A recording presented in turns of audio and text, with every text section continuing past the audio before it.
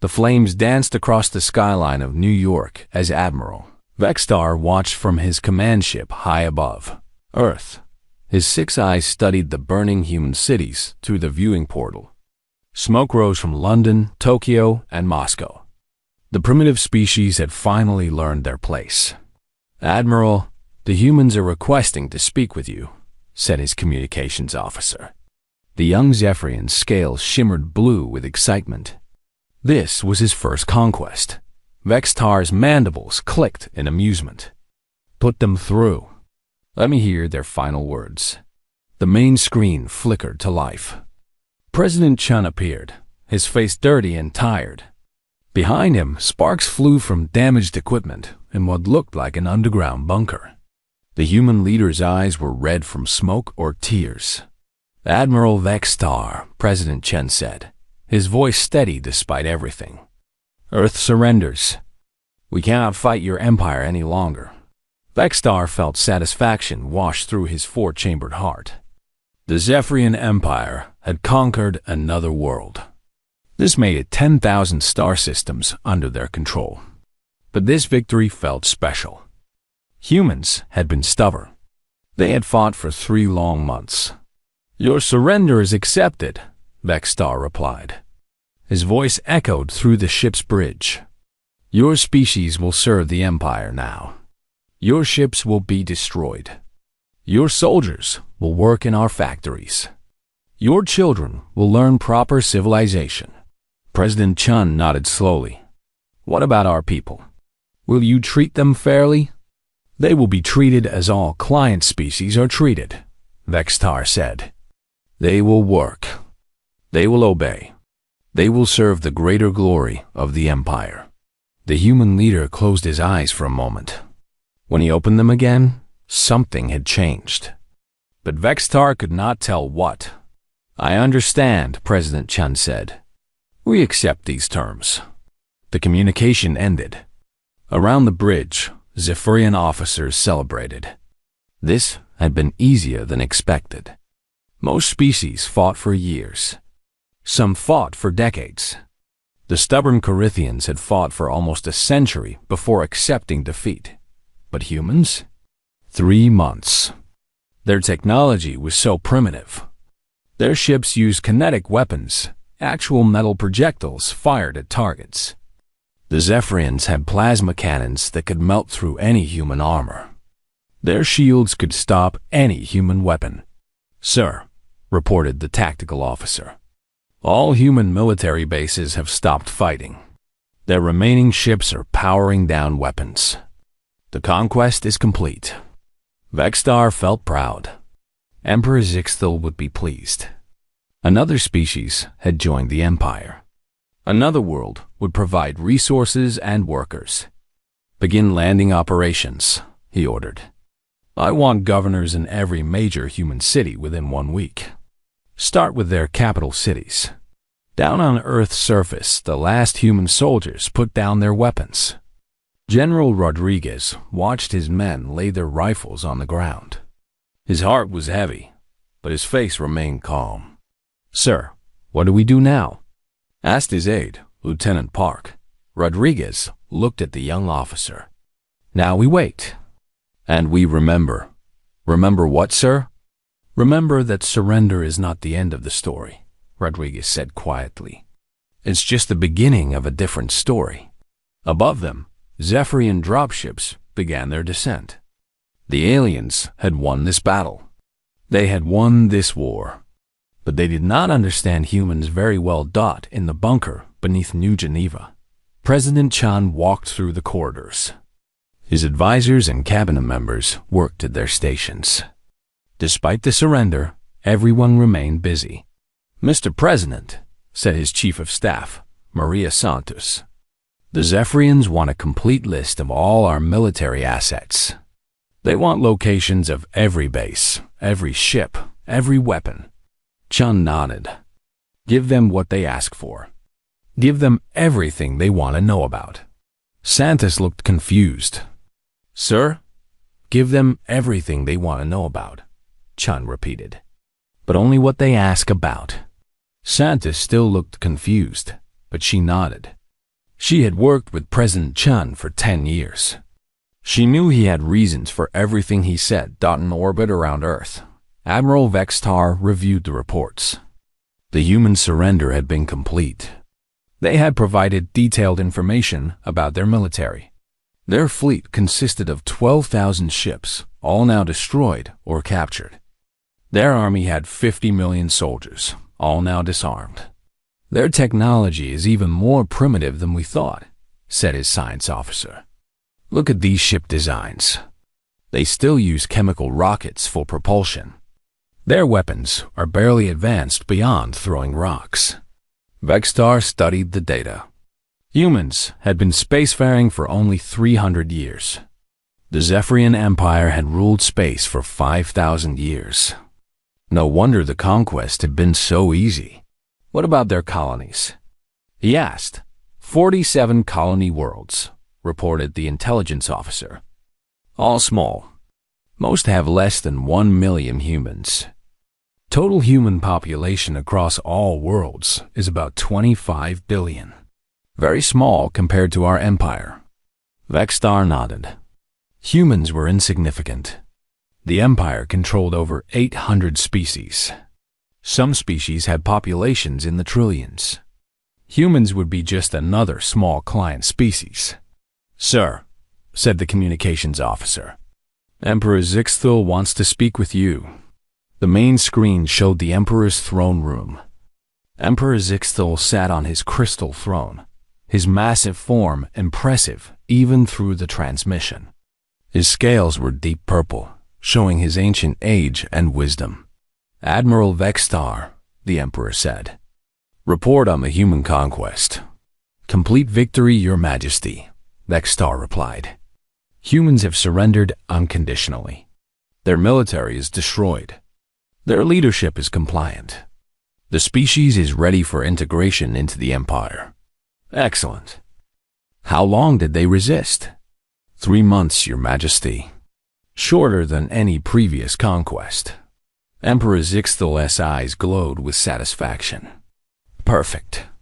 The galaxy will know that resistance is useless. Even the stubborn humans have learned their place. The transmission ended. Around the bridge, officers continued their work. The conquest was over. The cleanup would begin. But on Earth's surface, in hidden bunkers and secret facilities, humans continued their own work. Work that had nothing to do with surrender. Work that had been planned for decades, in a basement in London. Dr. Sarah Martinez typed a simple message into her computer. The students are ready for school. The message was sent through channels the Zephyrians did not know existed. It reached destinations the Zephyrians had never heard of. It started processes the Zephyrians could never imagine. The conquest of Earth was complete. But the real war was just beginning. Governor Daxul stood on the balcony of what used to be the United Nations building. 6 months had passed since the conquest of Earth. The human city of New York stretched out below him. Everything looked normal. Too normal. The humans worked in the factories. They built Zephyrian technology. They attended the education centers where they learned about empire culture. They followed orders. They caused no trouble. This worried Daxul. Report, he said to his aide, Commander Rixall. All production quotas are being met, Governor. In fact, humans are producing 15% more than required. Their work quality is excellent. Better than most species. Daxul's scales shifted to orange, a sign of confusion among Zephyrians. Any resistance activities? None, Governor. Our surveillance detects no rebel groups, no weapons caches, no underground meetings. The humans appear completely compliant. This made no sense to Daxul. Every species resisted at first. The Corinthians had fought guerrilla wars for 50 years after surrender. The Veltaki had sabotaged factories and assassinated governors. Even the peaceful Melodians had organized protests and work strikes. But humans? Nothing. What about their communications? Daxul asked. Normal civilian traffic. They talk about work, family, entertainment. Our translation systems monitor everything. Everything? Commander Rixall hesitated. Well, there are some encrypted communications, but they appear to be commercial data. Banking information, business contracts, personal messages they want to keep private. Can we decode these messages? Our best cryptographers have tried. The encryption is more advanced than expected from such a primitive species. But it's probably just human commercial protocols. Nexul walked back into his office. The room used to belong to the human Secretary General.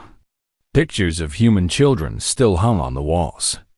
Nexul had left them there as a reminder of who was now in charge. On his desk sat reports from across the human territories. Every human colony was behaving the same way. Perfect compliance. Excellent work. No resistance. Get me Admiral Vextar, he ordered. The communication screen activated. Admiral Vextar appeared from his flagship orbiting Earth. Governor Vexul. How progresses the integration? Too well, Admiral. The humans are too cooperative. Vextar's mandibles clicked in what humans would call laughter. You complain that our subjects obey orders? No species accepts conquest this easily. Something is wrong. Perhaps humans are simply more intelligent than other species. They see the futility of resistance. Vexul was not convinced. He had governed 12 different species during his career. He knew the patterns. First came shock, then anger, then attempts at resistance, then despair, finally acceptance. Humans seem to have skipped straight to acceptance. No, not acceptance. Something else. Admiral, have you investigated the human colonies outside Earth? Of course. All 47 colonies have surrendered. They follow the same integration protocols as Earth. All of them? Every single one. After the call ended, Vexul sat in his chair and thought. 47 colonies. All surrendering immediately after Earth's defeat. All following orders perfectly. All producing at maximum efficiency. His door chimed. Enter, he called. A human woman walked in. She was Dr. Helen Carter, his human liaison. She was supposed to help him understand human culture and manage the integration process. Governor Vexul, she said with a polite smile. I have the daily reports from the education centers. She placed a datapad on his desk. Vexul noticed that she moved with calm confidence. Not the broken spirit he expected from a conquered people. Dr. Carter, may I ask you something? Of course, Governor. Your people accept our rule very easily. This surprises me. Dr. Carter's smile never wavered. Humans are practical, Governor. We see that resistance would be pointless. The Empire is too powerful. But your species fought us for 3 months. You must have some feelings about the conquest. We do. But we also understand reality. The Empire conquered us. Fighting that fact would only bring more suffering. Vexul studied her face. Humans were difficult to read, but he had learned some of their expressions.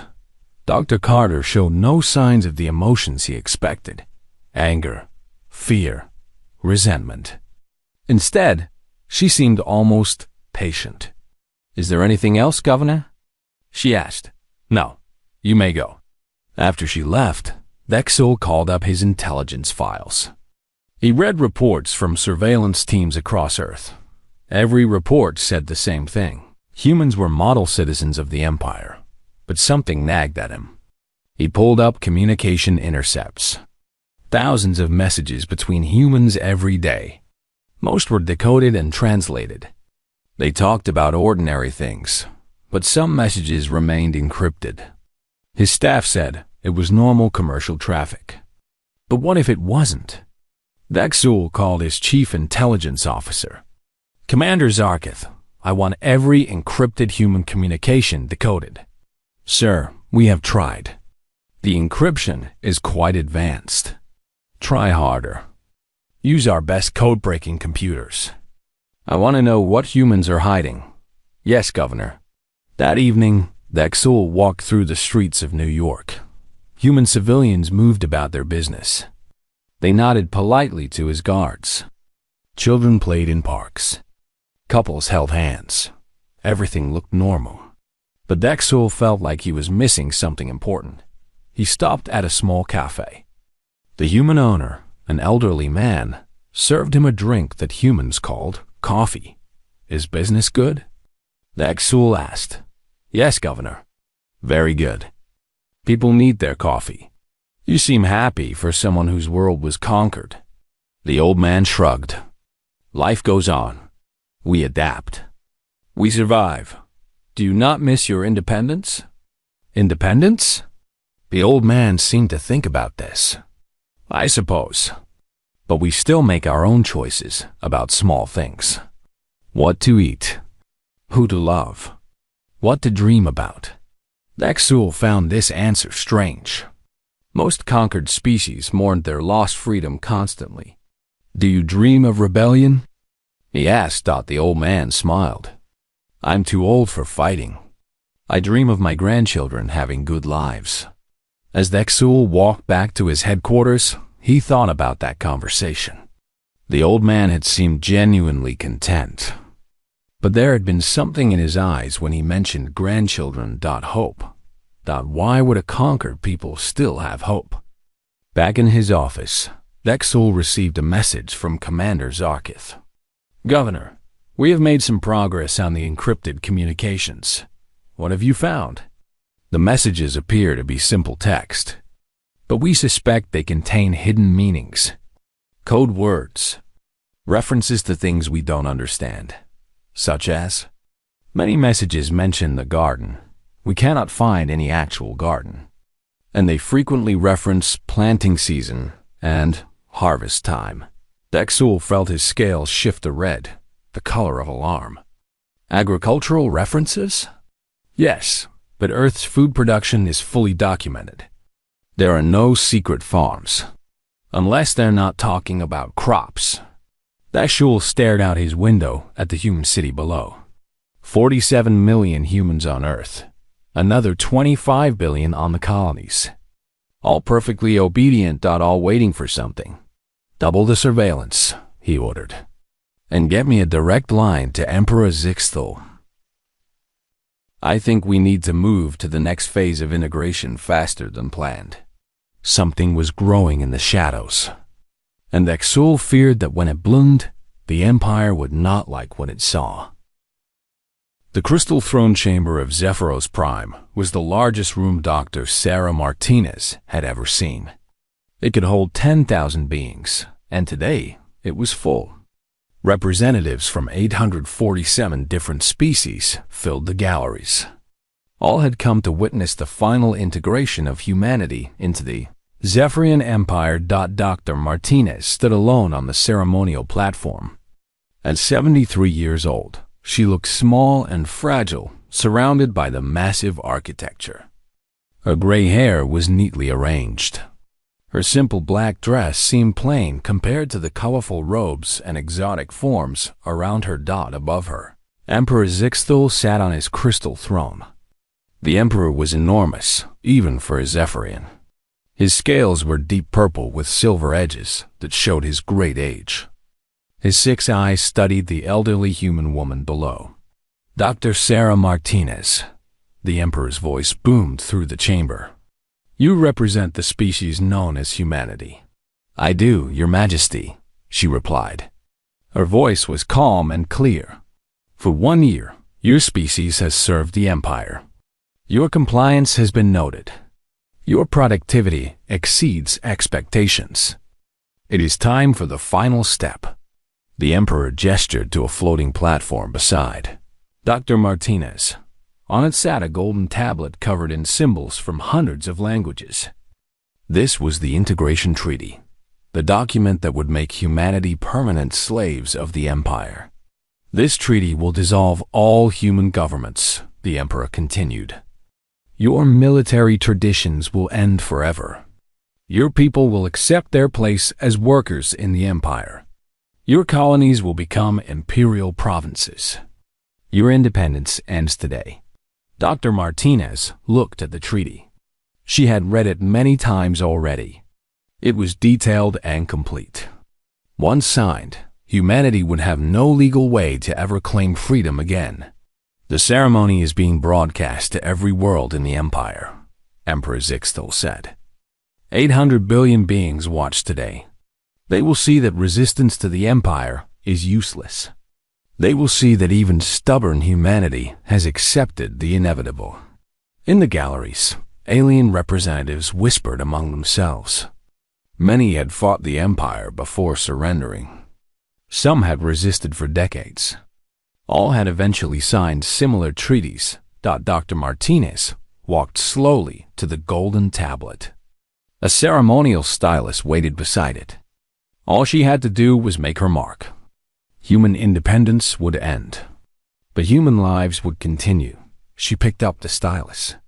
Dr. Martinez, the emperor said, do you sign this treaty of your own free will on behalf of all humanity?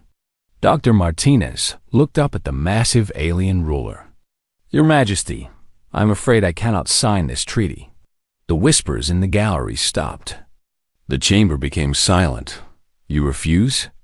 The emperor's voice carried dangerous tones. No, Your Majesty. I do not refuse. I simply cannot sign because you have forgotten something important. Emperor Zixtel leaned forward on his throne. His eyes blazed with anger. Explain yourself, human. Dr. Martinez set down the stylus. She folded her hands and looked directly at the emperor. Around the chamber, security guards moved closer. But she showed no fear. You have forgotten Rule 1, she said clearly. The emperor stared at her. What rule? What are you talking about? Rule 1 of the Terran Mutual Defense Compact, Dr. Martinez explained. Perhaps your intelligence services did not inform you about it. I know of no such compact, the emperor said. Dr. Martinez smiled sadly. That is the problem, Your Majesty. You should know about it. It has existed for 300 years. In the communications center of the throne chamber, technicians looked at each other with confusion. They had studied every human treaty and agreement. There was no record of any Terran Mutual Defense Compact. You are stalling, the emperor said. There is no such agreement in our files. Of course not, Dr. Martinez replied. You only studied agreements between humans. You never bothered to learn about our agreements with others. The emperor's scales shifted to dark red, the color of suspicion and growing anger. What others? The Kephani hive mind, the Stellar Republic of Vega, the free colonies of Tau Ceti, the Independent Worlds Alliance, 237 different governments, representing species you dismissed as irrelevant. The chamber remained silent. Many beings in the galleries had never heard these names. Impossible, the emperor said. We know every significant power in the galaxy. No, Your Majesty. You know every power that threatened you. You ignored everyone else. You assumed that small governments and minor species could never challenge your empire. Dr. Martinez began walking slowly around the platform as she spoke. For 3 centuries, while you conquered through fear and violence, humans chose a different path. We made friends. We established trade relationships.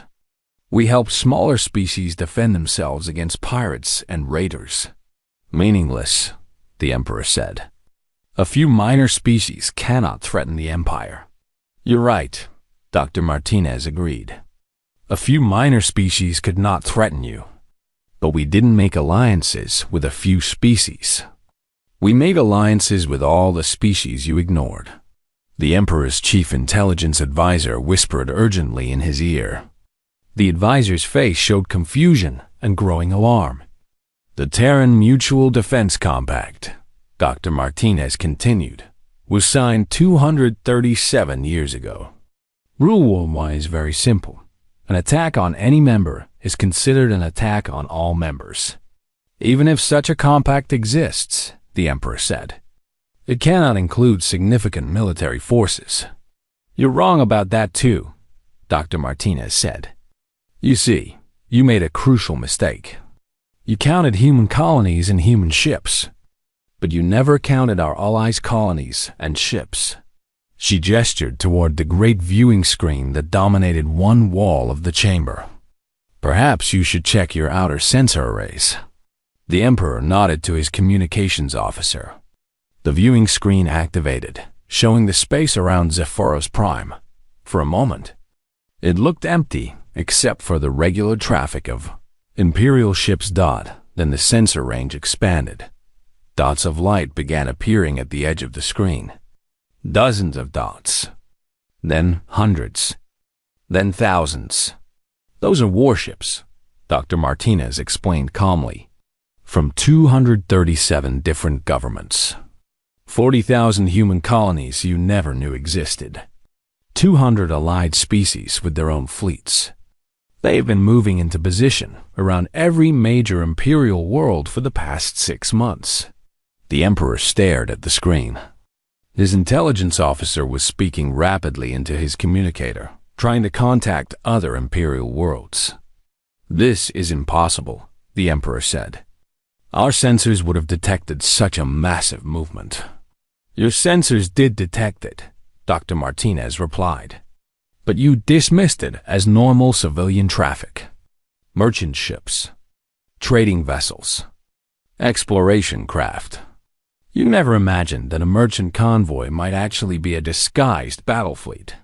The communications officer looked up at the Emperor with panic in his eyes.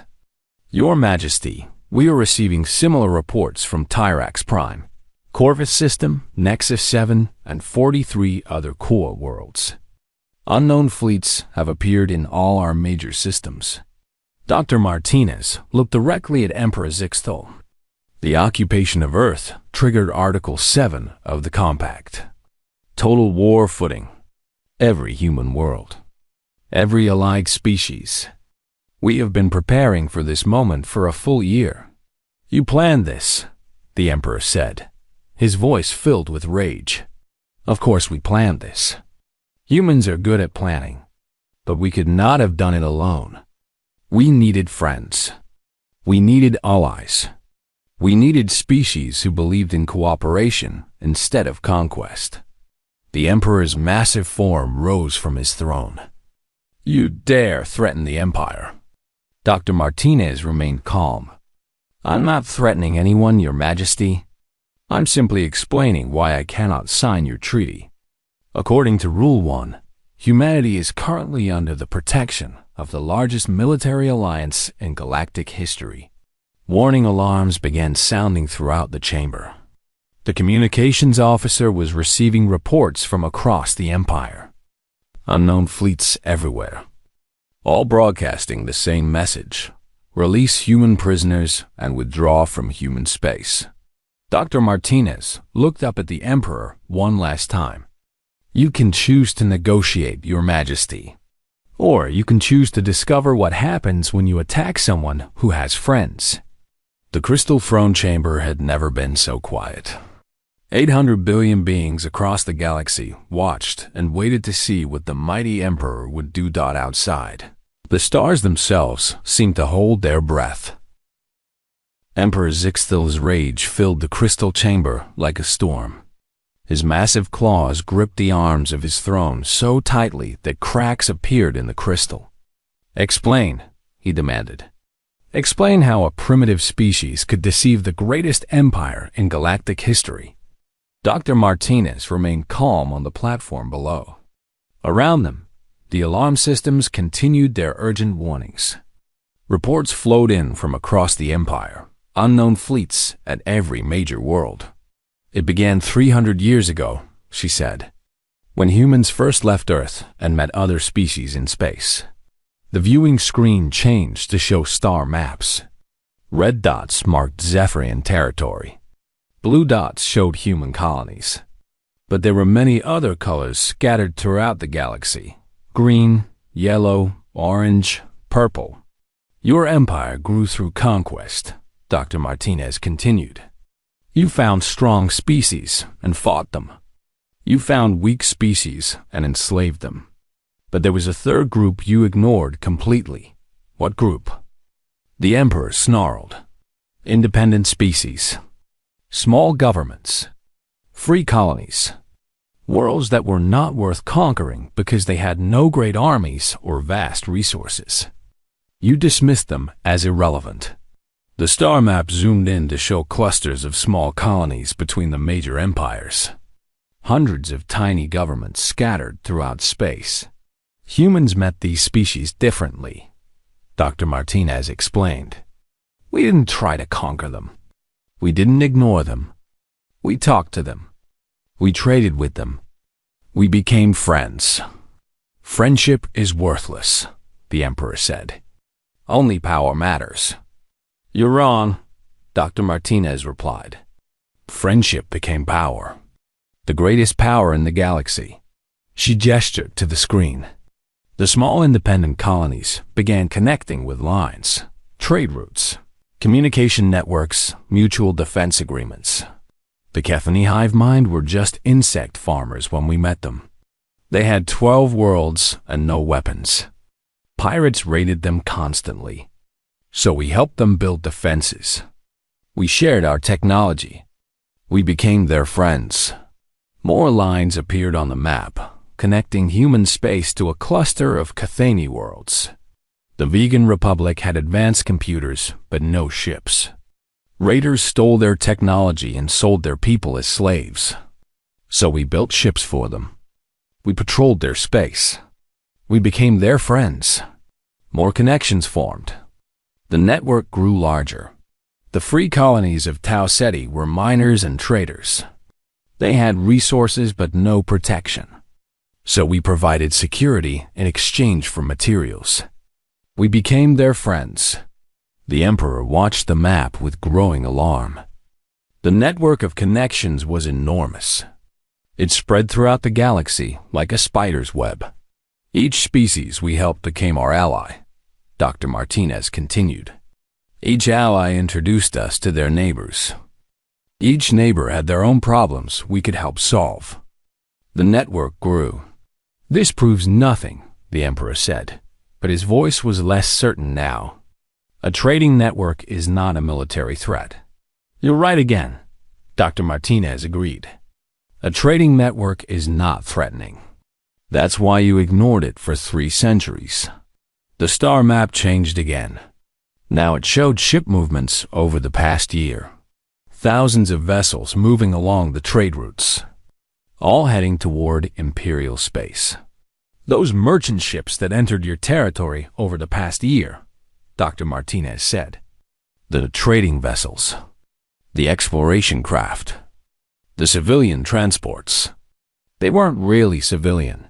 The Emperor's eyes widened as understanding dawned. Every species in our network contributed, Dr. Martinez explained. The Kethany provided their hive ship technology, vessels that look like giant insects but carry thousands of fighters. The vegans contributed their computer systems, artificial intelligence that can coordinate million-ship battle fleets. The Tau Cetians provided rare metals for hull armor stronger than anything in your navy. The communications officer looked up from his console with terror in his eyes. Your Majesty, our intelligence division has completed their analysis. The ship count is... He swallowed hard. The combined fleet surrounding our core worlds numbers over 2.8 million vessels. Silence fell over the chamber. The Zephyrian Empire had conquered the galaxy with a fleet of 800,000 ships. Impossible, the Emperor whispered. Very possible, Dr. Martinez said. You see, Your Majesty, you made one critical error. You thought in terms of empires and conquest. We thought in terms of cooperation and friendship. She walked closer to the throne. When you attacked Earth, you weren't just attacking one world with 12,000 ships. You are attacking a network of 40,000 human worlds and 237 allied species. You are attacking everyone who believed in freedom. The Emperor stared at the battle reports flowing across his screens. Every major imperial world was surrounded. But these weren't invasion fleets. They were just waiting. What do you want? He asked finally. We want you to keep Rule 1, Dr. Martinez said. An attack on one is an attack on all. You attacked Earth. You attacked humanity. According to our compact, that means you attacked everyone. And now you must face the consequences. Unless you choose differently. Admiral Vexstar appeared on the communication screen from his flagship orbiting Earth. Your Majesty, I'm receiving a transmission from the human admiral commanding the fleet here. Put it through, the Emperor commanded. A new face appeared on the screen. A woman in a crisp military uniform. She had the same calm confidence as Dr. Martinez. I am Admiral Chum Martinez of the Terran Alliance Navy, she said. I am Dr. Sarah Martinez's daughter. You have 30 standard minutes to release all human prisoners and begin immediate withdrawal from human space. And if we refuse? The Emperor asked. Then you will learn why Rule 1 has never been broken in 3 centuries. Admiral Martinez replied. Every species that has tried to break our compact has discovered that friendship is indeed the greatest power in the galaxy. The Emperor looked around his throne chamber. Representatives from 847 species watched him. Many were species he had conquered. Many had signed treaties just like the one he wanted Dr. Martinez to sign. But now they saw something different. They saw that the mighty Zephyrian Empire was surrounded. They saw that a network of friendship was stronger than an empire of fear. How? The Emperor asked Dr. Martinez. How did you hide this from us for so long? We didn't hide anything, she replied. We operated in plain sight. We helped struggling colonies. We fought pirates. We provided disaster relief. We built schools and hospitals. We shared technology and knowledge. She smiled sadly. You saw all of this, Your Majesty. Your intelligence reports documented our activities. But you dismissed them as unimportant. You thought helping others was weakness. The alarm systems continued their urgent warnings. More reports arrived every minute. The surrounding fleets were not moving closer. They were not preparing to attack. They were simply waiting. This is your choice, Your Majesty, Dr. Martinez said. You can order your fleets to fight. But remember, you will be fighting teachers and doctors and farmers who learn to build warships. You will be fighting parents protecting their children. You will be fighting friends protecting friends. She looked up at the massive alien ruler. Or you can choose to learn a different way. You can choose to discover what happens when an empire tries to make friends instead of slaves. The Emperor sat in his crystal throne, surrounded by the greatest palace in the galaxy. But for the first time in his long life, he felt small.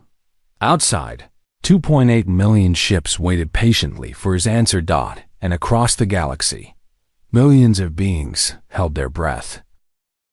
Emperor Zixthal sat motionless on his crystal throne for a full minute. The chamber remained silent, except for the soft beeping of communication devices and the distant hum of alarm systems. 2.8 million ships waited in space. 800 billion beings across the galaxy watched. Finally, the Emperor spoke. You claim to fight for freedom, he said to Dr. Martinez. But you threaten war if we do not obey your demands. How is this different from conquest? Dr. Martinez considered the question carefully. Your Majesty, conquest means taking something that belongs to others. We are asking you to return something that belongs to us, our people, our worlds, our freedom. And if we refuse, then you will face the same choice you have given every species in your empire. Submit or fight. The Emperor's chief military advisor approached the throne.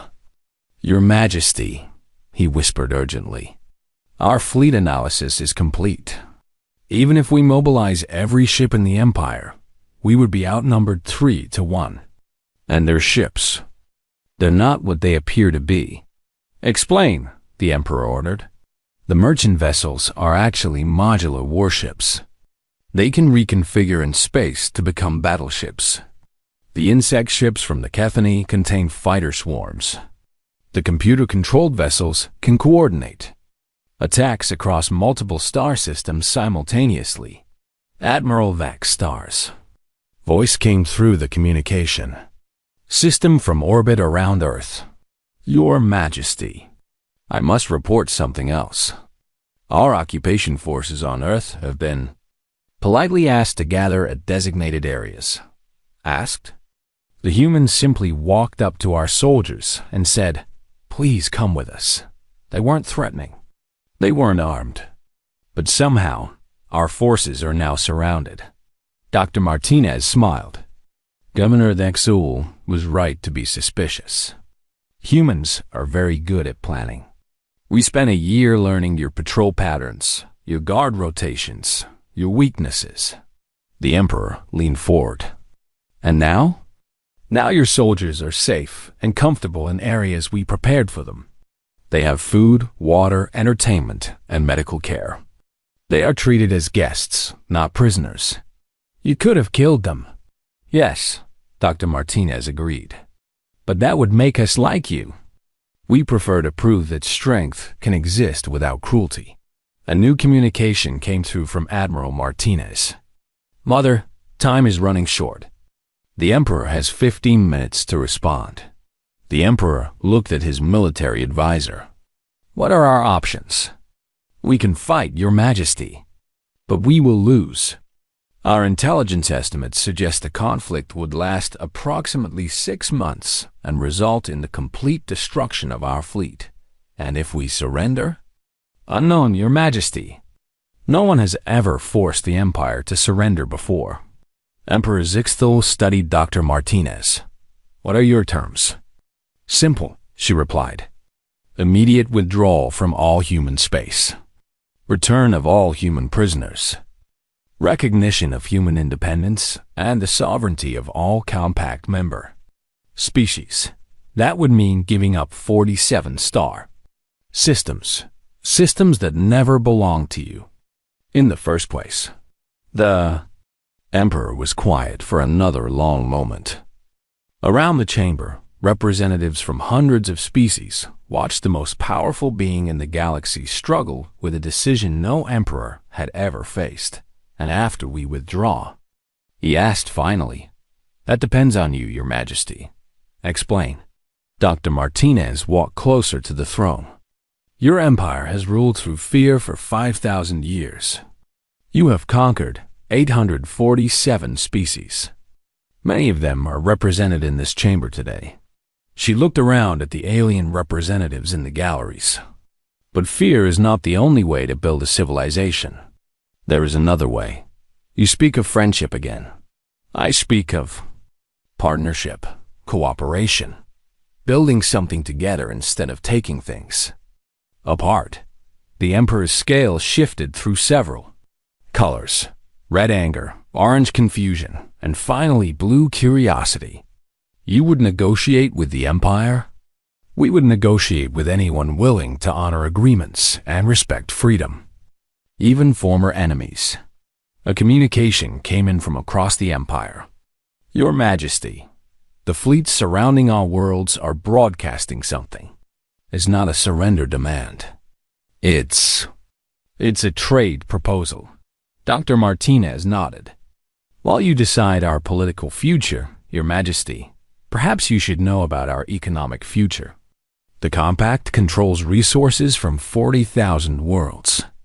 Rare minerals, advanced technology, agricultural products. You offer trade? We offer choice. You can choose to be an empire that rules through fear and takes what it wants. Or you can choose to be a partner in the galaxy's first free trade alliance. The Emperor's intelligence advisor whispered urgently in his ear again. The Emperor's expression changed to surprise. My advisor tells me that 17 Imperial species have already contacted your fleet commanders about joining your compact. Freedom is attractive, Your Majesty, even to species inside your empire. Emperor Zixtil sat back in his throne. Around him, the greatest palace in the galaxy suddenly felt small and confining. If I agree to your terms, what guarantee do I have that you will not simply conquer the empire? The same guarantee we gave every species in our compact, Dr. Martinez replied.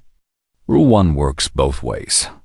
An attack on one is an attack on all. If you join us, we will defend you against any threat. Join you? Your Majesty, you have built the most efficient administrative system in galactic history. You understand logistics, communication, and organization. These skills could serve peace as well as they served war. The communication system crackled again. Admiral Martinez's voice filled the chamber. Time is up. I need your answer, Your Majesty.